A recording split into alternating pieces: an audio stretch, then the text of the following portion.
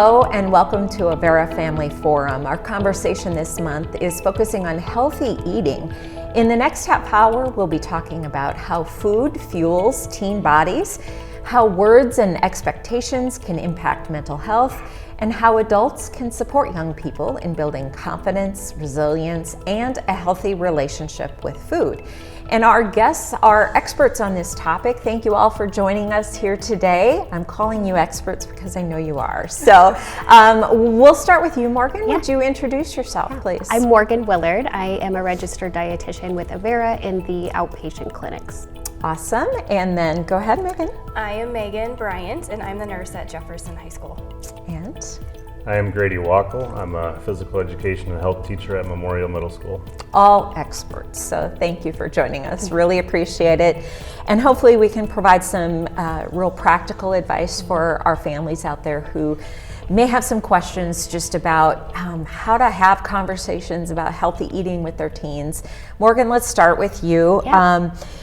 A lot of resources are out there for families. Sometimes the resources can get a little confusing, what we need to focus on and what's most important. When you're meeting with families, what do you talk about when you're talking about healthy eating? Sometimes people think, oh, that's a strict diet, you gotta have X number of calories or this, that, and the other thing. Yeah. When you're talking about that with families, how do you have that conversation? How do you start? Yeah, well, you're right. There's definitely a lot of information out there. So as a dietitian, I think part of my role is just helping people navigate that first off and trying to weed through it and find the things that actually apply to them. I do think a good place, like a good starting point, especially with my families and with kiddos, is starting with that plate method. I think it's a good visual starting point and really can kind of break down food into certain food groups, because we know that certain food groups help different parts of our body. Like protein, we're going to be focusing on that for growth, for our muscles. Carbohydrates, we need those for energy. Fruits and vegetables for our digestion and our immune health, and then fats, which are going to be for our brain health and our hormone health. So a big part of my role is just helping it make sense for people and how to uniquely work together for a specific individual and how we can make a sustainable dietary pattern that they can follow long term. Right. And I think a lot of times people think healthy eating is always like you have to stick to this. Right. You can't go outside the box.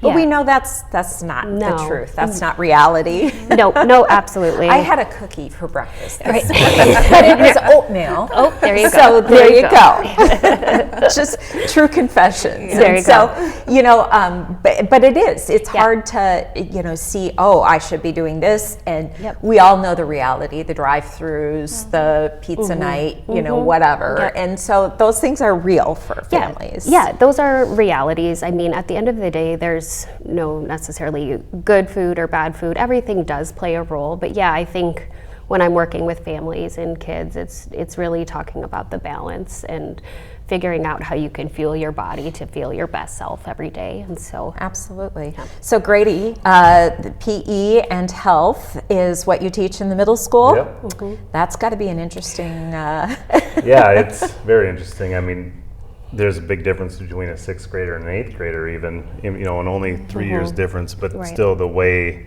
you have to approach things is much different between those 3 grade levels. So our nutrition unit is primarily done in our 7th grade curriculum. As part of that curriculum, we cover my plate pretty heavily. The kids learn about all the different nutrients and what those do for the body. I feel like they get overwhelmed with the nutrients at times because there's a lot to them. And we break down all the different vitamins and minerals and all those things. So they get overwhelmed, and I can see that with them. So I try to simplify it. I find that if I focus on eating a variety of foods, that way there's greater chance they're going to get all the nutrients they need. Stay away from sugars. That's a big one for kids. They're eating way too much sugars. I mean, Takis too. They love their Takis. Right. Anything spicy. And drinking their sugars too. Right. So many sugary drinks, right? Try to eat wholesome foods. Drinking plenty of water. I don't feel like they're drinking near enough water. And they like their Starbucks, and they always have to take their selfie with the Starbucks cup and those sort of things. But I try to simplify it for them, and maybe try to avoid some of these bads, and along with that, get a variety of other wholesome foods in your diet. And I think that's probably where we need to be with our middle school kids' minds, and not overwhelming them too much. No, that's a very good point. It's great to hear that they're getting the information about the vitamins, the nutrients, that kind of thing. And so every student takes health. So almost every student. Okay. So hopefully we're giving them a good foundation. But those pieces, we sometimes, even as adults, we know things and we don't necessarily follow them. And some of what I'm seeing from the kids, getting feedback is, they'll want to. They're really interested in eating healthy foods, but they're not the ones that put the food on the table in front of them. The school does. They go home. They don't know what they're going to have. I mean, they have some choice on how much of things they eat. So the portions I focus on too. But as a 6th, 7th, 8th grader, they're not probably making those decisions on what they're eating. They just eat whatever adults put in front of them, and so they sometimes ask me, how do I eat healthy if the people aren't putting food in front of me that's healthy? And there's some challenges with that. That's a good point. Definitely a good point. Megan, in terms of the nurse's office, you probably see when there's good choices being made. Maybe you don't see those kids because they're not coming in. It's the kids who maybe have not had healthy choices. What does that present itself like in the nurse's office? Yeah, so I see most of those kids that are struggling with diet in the mornings, and it's usually because they haven't eaten anything. And a lot of them are coming in because they have upset stomachs or headaches, or just don't have the energy. And I ask, one of my first questions are, did you have breakfast? And a lot of them don't. Right. A lot of them too are just, they're trying to sleep in as long as they can in the mornings because they're up at night, and they're coming in with energy drinks. And so a lot of the caffeine is what's keeping them up throughout the day. Then they have trouble sleeping. They're sleeping in the morning, skipping breakfast. So just a recipe for disaster almost. And how much influence do those energy drinks and sort of quick hits of caffeine, that can't be good for anybody. Especially if we're relying on it for energy. Food's supposed to be our primary source of energy, and that can definitely lead to some long-term issues, metabolic consequences, those types of things. Yeah, I've had kids come in with signs of panic attacks, and it was really just too much caffeine. Yeah. Okay. For sure. Yeah. And I try to teach them in health class that that's like a false energy. Yes. I mean, it's not true calories getting the energy. It's more of making you feel more alert than it is actual true energy. And Megan was at Memorial for a little while there, and when we would in PE class do any sort of a fitness test that's pretty intense, we'd have to go down there and warn her. Heads up. Heads up. And because some of the kids had to go down and see her because of some of these things we're talking about. Right. Yep. I was busy those days. Yeah, definitely. And what did that look like then? Who was coming to you? Kids that, just they weren't in cardio shape. They struggled in that area. And so anytime then they were pushed, they would get nauseous, they would throw up, headaches, sweating profusely, jittery, just not feeling well. Sure. Yeah. So you could a little heads up. They're coming down the hall to see you, Megan. So at what point should a parent be concerned if they start seeing some of these things to an extent? Yes, like Grady said, the parent is likely doing the grocery shopping, or the person driving the car through the drive-through. And so as adults, we have to recognize the role that we're playing in this as well. But what should parents be concerned about when they start noticing, okay, something's not quite right with my child? Definitely attention span, or just, again, feeling like having those like big bouts of fatigue throughout the day, like that usually is a clue, like what's going on, like they're not being properly fueled, they're having a big drop off in the day. Why is that? Usually it's lack of intake or big spurts of sugar rush and then the big drop that comes after. So it's just looking for those types of things. I think energy is one of the first things to kind of look out for. And sometimes attention type things. Yeah, I know. I was mentoring a middle school student for a while, a girl, and it seemed very popular to only eat, one thing on your plate, not have a balanced meal, or just have a granola bar, or I'm not hungry today.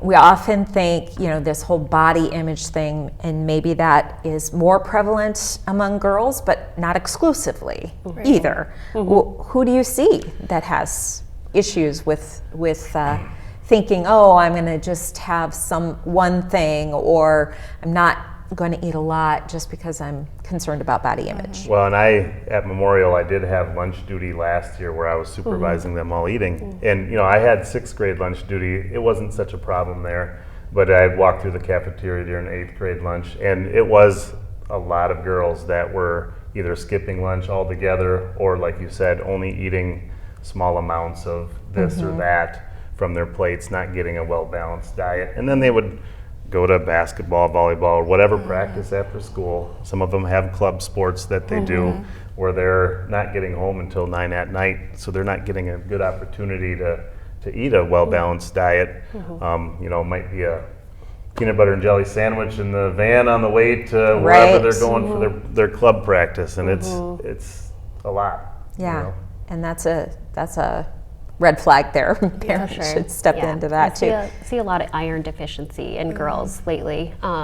That's been kind of alarming. And again, that's just, under intake. And then a lot in the athletes just because there is such a high demand for iron at that time. And again, just being a teen girl. And so, I see that quite a bit. And boys are definitely not immune to this as well. I think they tend to internalize a lot of this and maybe aren't as open in talking about things. But I definitely have seen my fair share of boys come in who are struggling with pressures and just not even understanding, again, the nutrition part, and they want to, but they're, confused and don't have anyone to talk to about it. Right, absolutely. That body image is something, social media, of course, for sure, has some influence on how I should look. When you go to the gym, you see the mirrors everywhere, and I've got to make my muscles, look this way or that way or what have you. How much of that is impacting our kids? We know social media is a true influence. I think it's huge. I have 2 teenagers. I have a boy and a girl, and I know they're inundated with it. They mean all the pictures and what they should look like, and I remind them, there's angles that they're using, there's lighting, and I even catch them trying to repeat those pictures with those angles and light, so they know, so they can post that perfect picture. But I try to remind them that everybody's different and being healthy is the most important thing. Absolutely. Not necessarily the number on the scale or if you have a 6-pack or not or whatever. Right. So. And I'll see them filming themselves at the gym, doing lifts or exercises and posting that on social media. I have 3 teenagers myself, and so I'm kind of in touch with now what's going on and on their social media, and just like Megan says, I'm seeing the same thing. Yeah, likewise. And I have 2 girls and a boy, and so the difference is, maybe the girls are, a little bit more into the, image and that kind of thing, but the boy is all about the protein, the, muscles, the 6-pack, that type of thing. And so we do know it's an issue, and how do you approach that if you think it's going a little over the edge? Yeah, I mean, obviously social media is not going away. And so I think there's got to be a lot of work done just with your overall perspective of, social media and what it actually is. So kids can have a little bit more resilience when they are on the internet and what they're seeing, and just realizing like that's what social media is. It's appearance, it's what we see, but like really deep down, that's obviously not the most important thing in the world. We know that, but it's hard not to get wrapped up in that and start playing comparison games. And so, yeah, just lots more conversation, and especially with parents and kids. But I just think even more conversation in schools in general. Just social media is not real. I mean, it is real, but it's it's not the reality. Right? Yeah. Well, and the tech companies, they have algorithms that are in place that make you see what you want to see, and even though it's not realistic. Yeah. Absolutely. Yeah. What about those athletic pressures? For kids who are involved, they love their sport, and it's probably become a little more than just what they do in their free time. And many of our young people are doing their sport year round, whatever they love, and it's good to stay fit, stay healthy, but that can be taxing on the body as well. Yeah. Definitely see a lot of kids are just not fueling appropriately. Like those athletic demands are just getting more and more. Like we're doing lots of club sports, we're year round all the time, but the fuel for those sports is not matching where they need to be. I see that a lot, and so again, we'll see consequences down the road, whether it's nutrition deficiencies, just feel like leading to burnout a lot of times, just because they're like, so absolutely fatigued. So you've got the food situation for energy, then you've kind of got that mental health component that comes in with social media, and thinking they need to be leaner and fitter and stronger, and so it gets a little confusing, I think. The nutrition side of it has become more popular amongst the athletes. I know, like at the college level, they have nutritionists for your athletes, which is very nice, and they go over what you should be eating every day and calorie intake and what type of foods you should be eating. And even at the high school level now, I see the trainers are doing a good job at teaching those kids when they're in the weight room. Okay, now you need to go and Have a refuel. Get a carb and protein. Yes, so it's better. Yeah, there's still room for improvement, but Absolutely. I think we're learning. Yeah.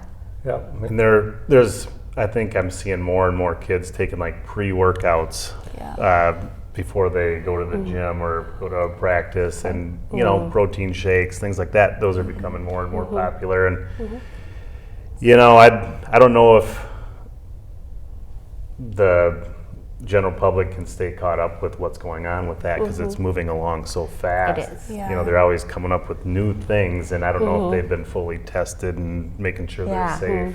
I think that's important to talk about, because protein is kind of the big buzz word now. And if you just, have a protein shake or whatever, not all protein shakes are equal.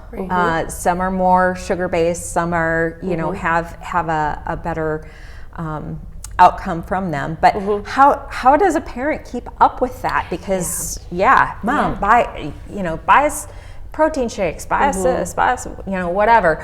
How do I know? Yeah. And maybe I'm a little biased, but that's what I do as a dietitian, and I'm able to sit down with kids and their parents and really discern, is this needed? Because it does take a little bit of an evaluation of their diet as a whole, and then also their activity levels. So, in terms of supplements, whether it's protein or other nutrients, we want to see that there is a potential for a true deficiency, or if there's those increased needs with athletes. So yeah, there's definitely times where a protein shake may be appropriate, but I think it should, instead of just like throwing it on, there should be a plan, there should be discussion. A lot of times kids can meet their protein needs through diet, and so sometimes we're throwing a lot of money out the window, but again, if it's easier for them to have a liquid shake, right after so there's a definitely discussion that should be had about it, I think beforehand. But yeah. What about those pre-workout kinds of things? Well, like you alluded to before, it's kind of a fake energy. So it's sometimes I'm like, grab a banana. Like that is quick energy. That's a really good way to have but some it's the marketing. It Again, is. Oh, it's that 100%. piece of product development and. You see the commercials and you see the ads in the store and stuff like that, where it's like, oh, this is the next best thing. Yeah, exactly. Well, again, I agree, and I think that's just so hard to navigate with kids and families because it's in your face a lot. Yeah.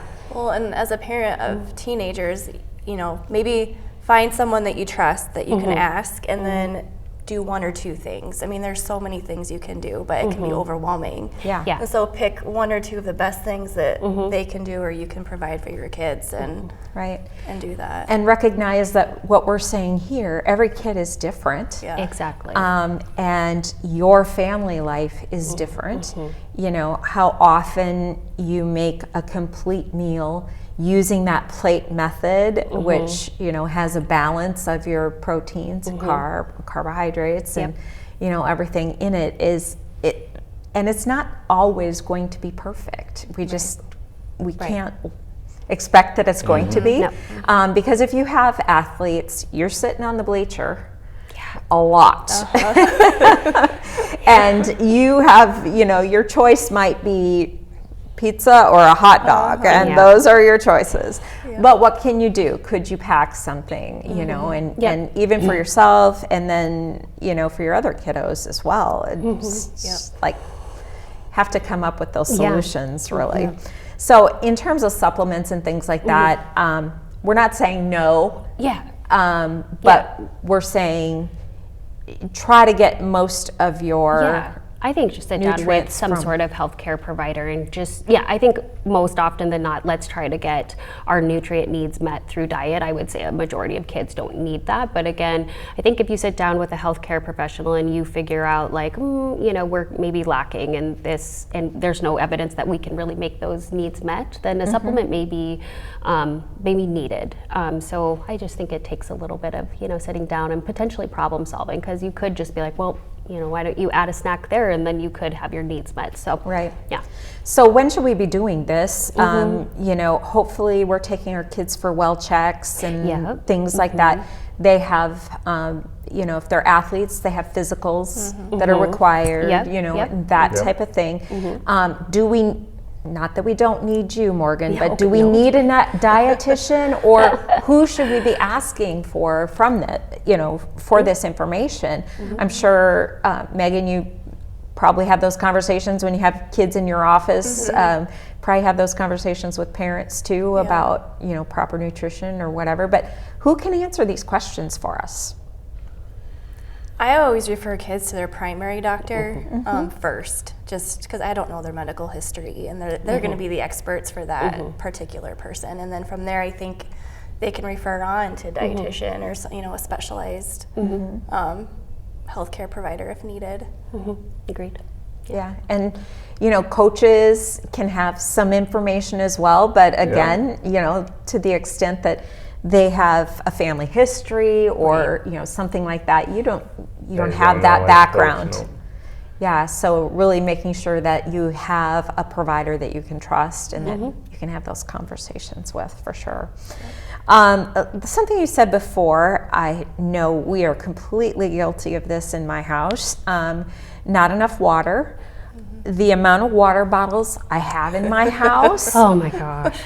I swear they multiply. When I close the pantry door, they just magically disappear all the time. Yours disappear? Mine disappear. Mine sit there and they're not. Memorials lost and found. I'm sure they are. We have a lot of them. Check your lost and found. Yes. Yeah. But you know, there are various water, you know, bottles and different types of, you know, but it always seems like, oh, where's your water bottle? Oh, it's at home, or it's in the car, or whatever the case is. And I don't feel like me, myself, I don't get enough water. There are many days, like I get home and then in the evening I'm like, I haven't had a single drop of water today. And it's like, oh my gosh, I better fill up on water now. But we're not probably as a society getting as much water as we should be either. No. Agreed. Yeah, and if you're active, you even need more. During the summer, you need more. You know, sometimes when kids are swimming, they don't think they need to drink, but they still do. I mean, even on those hot days. Yeah.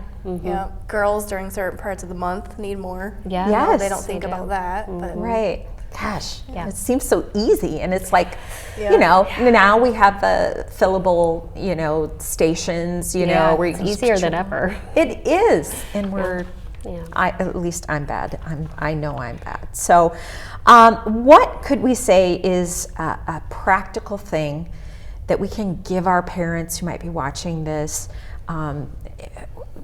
Practical advice to support healthy eating, healthy, you know, drinking of non-sugar drinks, more water, that kind of thing. What's some practical advice we can You know, give I them? just don't think there's enough conversations with parents and their children. You know, just make time in the day, you know, at night to have those just conversations. You don't even have to bring up these topics. Sometimes they come up on their own, but I just don't think sometimes that's happening. You know, the parents get home from work, they're exhausted. The kids get home from whatever they're doing and they're exhausted, and everyone kind of goes their own ways, and they just don't have those conversations. But I think you'll find out a lot if you have those conversations about your child as a parent, and maybe that'll open the door to talk about some of these things.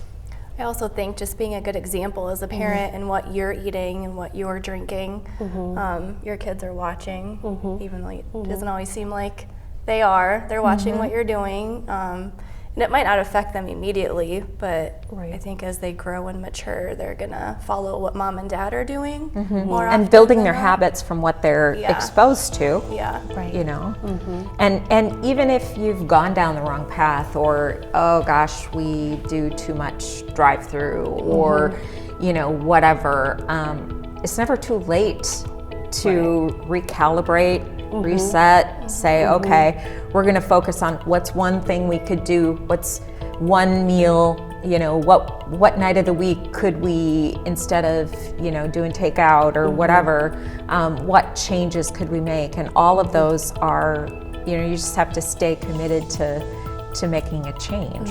And if you make a change, one change here, one change there, that's going to be, Yeah, adds up. yeah. It does. Yeah. It does. Definitely. In terms of modeling those balanced meals, that is probably important for parents as well. When you're taking a lunch, when you're going out to dinner, that type of thing, making sure your plate is something that could be modeled as well. So that's a place for us to start as well.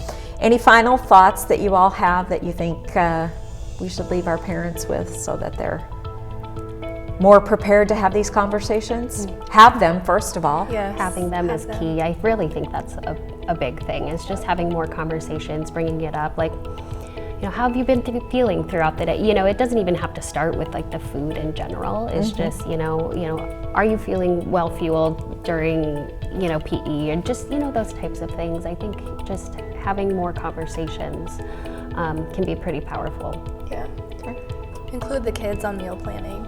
Maybe ask what they want for dinner for the week when you're going grocery shopping. Pizza, Yeah. tacos. Yeah. What vegetable would you like to incorporate? Or Right. And then just get a variety, I think. You know, I know there's certain kids, like, I only like mac and cheese. right. You know, and that's all they want to eat is a certain food. You're not getting a variety there, I think, to mix it up. Yeah. Different types of foods. Right. You have to have those things around for the choice to be made. Otherwise, the choice is. Yeah. Yeah. Food is self-care. It really is. You know, it's a basic need that we all need. And of course, like, you know, there's no good or bad foods, but yeah, I think looking at food as fuel is really important. Absolutely. And we want kids to be confident In their choices. resilient, Right. being able to make choices, you know, have choices, things like that. Yeah. And then when they make a bad choice, understanding that, hey, tomorrow's another day. Yep. We can get back to it, or you know, Yep. try again another time, and Yep. and keep at it. And that's the thing, I think, is just that consistency Yeah. over time. That's Yeah. how you build those good habits. So. Keep trying. If you're a parent out there and your kids are fussy eaters or don't particularly like vegetables or fruits or whatever the case is, keep trying. Do your best, and hopefully we can build our kids into confident young adults and move them into adulthood. So thanks everyone for joining us in this Thank you. conversation. Thank you. And if you need help, reach out to a family provider, and just do your best with maintaining that confidence, resilience, and power through. Thanks for joining us.